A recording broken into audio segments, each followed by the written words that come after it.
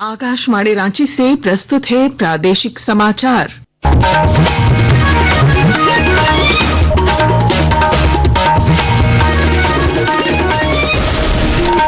नमस्कार, प्रादेशिक समाचारों के साथ मैं पूनम किरकेट्टा। पहले मुख्य समाचार। राज्य भर में शहरी क्षेत्र में 20 पैसे और ग्रामीण क्षेत्र में 40 पैसे प्रति यूनिट बिजली दर की हुई बढ़ोत्तरी। कृषि उपभोक्ताओं के लिए टैरिफ में कोई भी बढ़ोत्तरी नहीं, नई दर आज से लागू। प्रधानमंत्री नरेंद्र मोदी आज मुंबई के जियो वर्ल्ड कन्वेंशन सेंटर में भारत के पहले विश्व ऑडियो विजुअल मनोरंजन शिखर सम्मेलन वेव्स 2025 का करेंगे शुभारंभ। आईपीएस अधिकारी अनुराग गुप्ता अभी बने रहेंगे झारखंड के पुलिस महानिदेशक। पद पर बने रहने के लिए राज्य सरकार ने गृह मंत्रालय से पुनर्विचार का किया आग्रह। अंतर्राष्ट्रीय मजदूर दिवस के अवसर पर आज राज्य भर में मजदूर संगठनों का कार्यक्रम। और झारखंड राज्य जूनियर कबड्डी चैंपियनशिप में बालक और बालिका दोनों वर्गों में रांची की टीम बनी चैंपियन। और अब समाचार विस्तार से। झारखंड में बिजली की दरों में बढ़ोत्तरी की गई है। ग्रामीण क्षेत्र के उपभोक्ताओं को अब 6 रुपए 30 पैसे की जगह 6 रुपए 70 पैसे प्रति यूनिट देने होंगे। वहीं शहरी क्षेत्र के उपभोक्ता को 6 रुपए 65 पैसे की जगह 6 रुपए 85 पैसे प्रति यूनिट देना होगा। बढ़ी हुई दर आज 1 मई से प्रभावी हो गई है। झारखंड विद्युत नियामक आयोग के सदस्य अतुल कुमार ने कहा कि कृषि उपभोक्ताओं के लिए टैरिफ में कोई भी बढ़ोत्तरी नहीं की गई है। फिक्स रिचार्ज को भी पूर्ववत रखा गया है।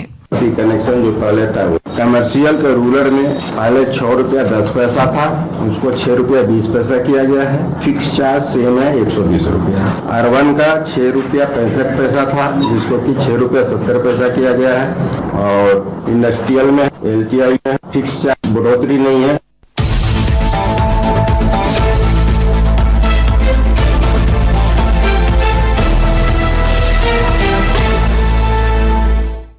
प्रधानमंत्री नरेंद्र मोदी आज मुंबई के जियो वर्ल्ड कन्वेंशन सेंटर में भारत के पहले विश्व ऑडियो विजुअल मनोरंजन शिखर सम्मेलन वेव्स 2025 का शुभारंभ करेंगे।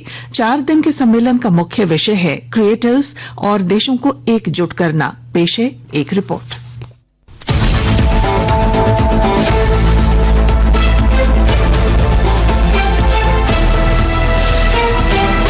4 दिनों तक चलने वाले इस सम्मेलन में दुनिया भर के क्रिएटर्स, स्टार्टअप्स, उद्योग जगत के दिग्गज और नीति निर्माता भाग लेंगे। यह सम्मेलन भारत को मीडिया, मनोरंजन और डिजिटल नवाचार क्षेत्र में एक वैश्विक केंद्र के रूप में स्थापित करने में महत्वपूर्ण भूमिका निभाएगा। इस सम्मेलन का लक्ष्य 2029 तक भारत में $50 बिलियन का बाजार खोलना है, ताकि वैश्विक मनोरंजन अर्थव्यवस्था में भारत अपनी एक अलग पहचान बना सके। इसके अलावा भारत पहली बार ग्लोबल मीडिया डायलॉग की मेजबानी करेगा, जिसमें 25 देशों के मंत्री स्तर के प्रतिनिधि भाग लेंगे। दीपेंद्र कुमार, आकाशवाणी समाचार।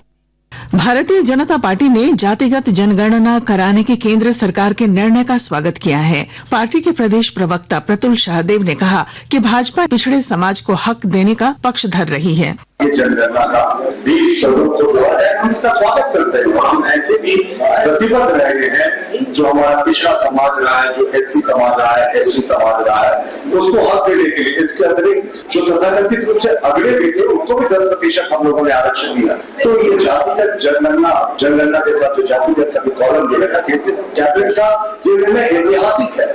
इधर झारखंड मुक्ति मोर्चा ने भी जाति जनगणना के फैसले की सराहना की है। वरिष्ठ नेता सुप्रियो भट्टाचार्य ने देश में जनगणना के बाद परिसीमन कराने की मांग की है, ताकि यह स्पष्ट हो जाए कि किस क्षेत्र को आरक्षण की श्रेणी में रखा जाए और किसे नहीं। फैसला तो स्वागत योग्य है और ये हमको लगता है कि पूरे 10 वर्षों से हम लोगों ने इस बात को कहा कि आप सेंसस करवाइए और सेंसस करवाने के बाद में सारी चीजें को स्पष्ट कीजिए, जिसमें जाति भी हो और आदि धर्म सरना धर्म कोड उसको भी आप लागू करें। हमने गृह मंत्री को जब इस बात को कहा तो उन्होंने इससे साफ इनकार कर दिया।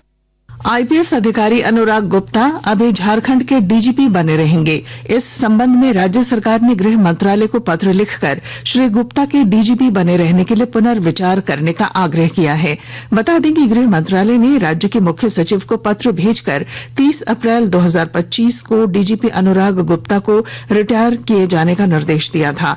इधर अनुराग गुप्ता ने कल शाम मुख्यमंत्री से मुलाकात की, जिसके बाद सरकार की ओर से गृह मंत्रालय को पत्र भेजा गया। आकाशवाणी के ताजा तरीन समाचारों के लिए आप हमारी वेबसाइट news.air.gov.in पर लॉग ऑन कर सकते हैं। ताजा समाचार एक्स हैंडल @AIR और Facebook page all India radio news पर भी उपलब्ध है। आप प्रादेशिक समाचार एकांश के एक्स हैंडल @AIR News_रांची और Facebook page Akashvani news Ranchi, Instagram page तथा YouTube channel AIR news Ranchi पर भी हमारे बुलेटिन सुन सकते हैं। प्रादेशिक समाचार आप आकाशवाणी रांची से सुन रहे हैं। आजसू पार्टी के नेता संजय मेहता ने विदेश मंत्री एस जयशंकर और नाइजर में भारत की राजदूत सीताराम मीणा को पत्र लिखकर गिरिडीह जिले के 5 मजदूरों की सुरक्षित वापसी का आग्रह किया है। इन मजदूरों का नाइजर में अपहरण कर लिया गया है। इधर जानकारी के अनुसार भारतीय दूतावास ने मजदूरों की वापसी को लेकर कार्रवाई शुरू कर आजसू पार्टी को इसकी सूचना दी है। आज अंतर्राष्ट्रीय मजदूर दिवस है। मौके पर राजधानी रांची समेत पूरे राज्य में मजदूर संगठनों की ओर से कार्यक्रम का आयोजन किया जाएगा। इस दौरान शहीद मजदूरों को याद किया जाएगा। मुख्य कार्यक्रम HEC में शाम 5 बजे हटिया मजदूर यूनियन के कार्यालय के निकट मैदान में आयोजित होगा।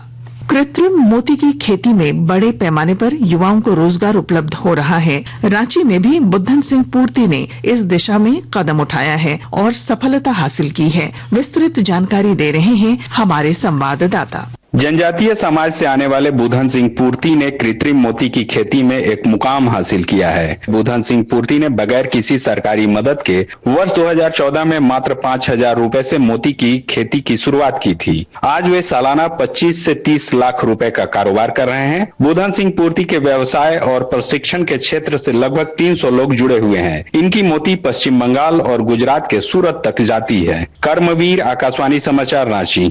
मौसम विभाग ने झारखंड के विभिन्न जिलों में 4 मई तक बादल छाए रहने और बारिश होने की संभावना जताई है। विभाग ने 2 मई तक गर्जन, वज्रपात और तेज गति से हवा चलने को लेकर येलो अलर्ट जारी किया है। उल्लेखनीय है कि मौसम विभाग ने मई के दूसरे हफ्ते में पूरे झारखंड में प्रचंड गर्मी पड़ने की भी संभावना जताई है। संक्षिप्त खबरें। पूर्व मंत्री आलमगीर आलम और उनके PS संजीव लाल के खिलाफ टेंडर घोटाला और कमीशन मामले पर हाईकोर्ट में आज सुनवाई होगी। इससे पहले आरोपियों को ED कोर्ट जमानत देने से इनकार कर चुकी है। 10 मई को राष्ट्रीय लोक अदालत का आयोजन किया जाएगा। सभी जिला न्यायालयों से संबद्ध पक्षों को नोटिस भेजा जा रहा है। स्पेशल ब्रांच के दारोगा अनुपम कच्छप की हत्या के 2 आरोपियों मनोहर कुमार सिंह और संजय सिंह को हाईकोर्ट ने 25-25 हजार रुपए के निजी मुचलके और आधार कार्ड में बदलाव नहीं करने तथा ट्रायल के दौरान गवाहों को प्रभावित नहीं करने की शर्त पर बेल दे दी है। जामताड़ा पुलिस ने नारायणपुर थाना अंतर्गत केंदुआ टांड़ गांव के निकट जंगल से 3 साइबर अपराधियों को गिरफ्तार किया है। झारखंड राज्य जूनियर कबड्डी चैंपियनशिप में बालक और बालिका दोनों वर्गों में रांची की टीमें चैंपियन बनी। बालक वर्ग में रांची ने गढ़वा को 29-12 से पराजित किया, जबकि बालिका वर्ग में रांची ने धनबाद को 38-18 से शिकस्त दी। रांची से प्रकाशित होने वाले प्रमुख अखबारों ने देश में राष्ट्रीय जनगणना के साथ जातिगत जनगणना कराने के केंद्र सरकार के निर्णय को प्रमुखता के साथ प्रकाशित किया है। इसके अलावा प्रभात खबर ने इस पर लिखा है, मोदी सरकार देश में पहली बार कराएगी जातिगत जनगणना। दैनिक भास्कर ने झारखंड में बिजली की दर बढ़ाए जाने की खबर को पहले पन्ने पर प्रकाशित किया है। हिंदुस्तान की खबर है, ICSE बोर्ड की 10वीं में जमशेदपुर की शांभवी बनी नेशनल टॉपर। दैनिक जागरण ने राज्य में मोटे अनाज को बढ़ावा देने पर जोर देने के लिए कृषि मंत्री की प्रतिबद्धता को प्रमुखता से प्रकाशित किया। और अब अंत में मुख्य समाचार। राज्य भर में शहरी क्षेत्र में 20 पैसे और ग्रामीण क्षेत्र में 40 पैसे प्रति यूनिट बिजली दर की हुई बढ़ोत्तरी। कृषि उपभोक्ताओं के लिए टैरिफ में कोई भी बढ़ोत्तरी नहीं, नई दर आज से लागू। प्रधानमंत्री नरेंद्र मोदी आज मुंबई के जियो वर्ल्ड कन्वेंशन सेंटर में भारत के पहले विश्व ऑडियो विजुअल मनोरंजन शिखर सम्मेलन वेव्स 2025 का करेंगे शुभारंभ। IPS अधिकारी अनुराग गुप्ता अभी बने रहेंगे झारखंड के पुलिस महानिदेशक। पद पर बने रहने के लिए राज्य सरकार ने गृह मंत्रालय से पुनर्विचार का किया आग्रह। अंतर्राष्ट्रीय मजदूर दिवस के अवसर पर आज राज्य भर में मजदूर संगठनों का कार्यक्रम। और झारखंड राज्य जूनियर कबड्डी चैंपियनशिप में बालक और बालिका दोनों वर्गों में रांची की टीम बनी चैंपियन। और इसके साथ ही आकाशवाणी रांची से प्रादेशिक समाचार का ये बुलेटिन समाप्त हुआ। अगला प्रादेशिक मुख्य समाचार 10 बजे प्रसारित किया जाएगा। नमस्कार।